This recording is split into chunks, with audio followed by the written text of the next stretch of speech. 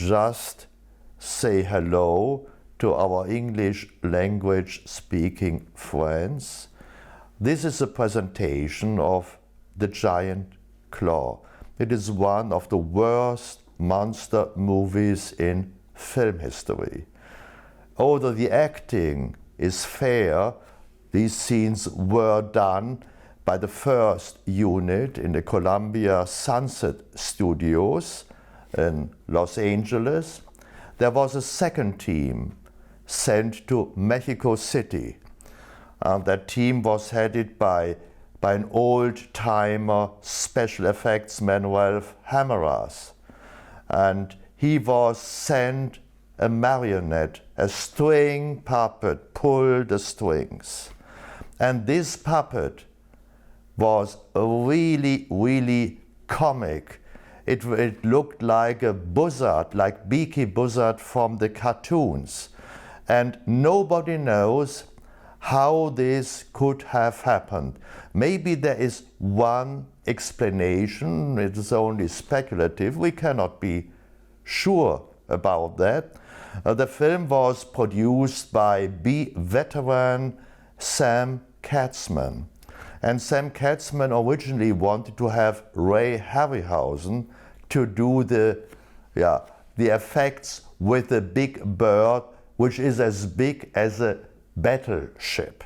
But Harryhausen declined to do this movie, and he told me years later that even when he prepared, it came from beneath the sea, that involved a giant octopus that was so enormous that it could pull down the Golden Gate Bridge in San Francisco, that Katzman came in and said, "Your model, this isn't looking like a real octopus."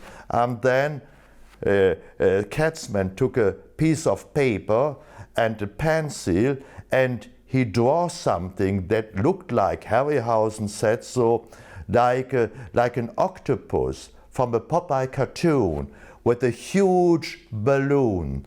And I assume, or I might suggest, that Katzman did the original drawing for the Giant Claw. Just with a pencil, his employees were asking him, "Mr. Katzman, how should we handle this monster that is coming from outer space just to lay an egg on this earth?" And he said, "Oh, give me a piece of paper and this is how it should look like."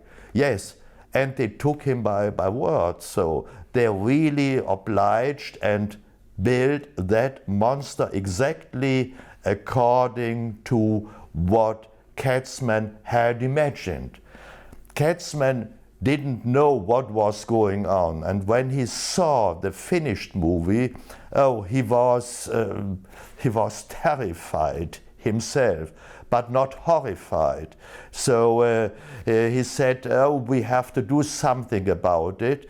And all the advertisement, all the posters, the promotional material prepared for this movie shows the Giant Claw, but not the bird, not the head of the bird or the neck of the bird. And in those days, nobody thought that the movie might have an afterlife. And so they said, the kids will go in and they will pay the money, and when they realize what's going on, the movie is already out of town.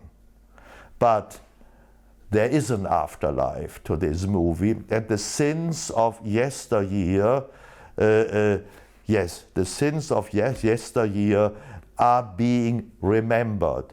But don't be too harsh. This movie is also fun. A bad movie can be enormous fun, and you might really enjoy seeing the Giant Claw.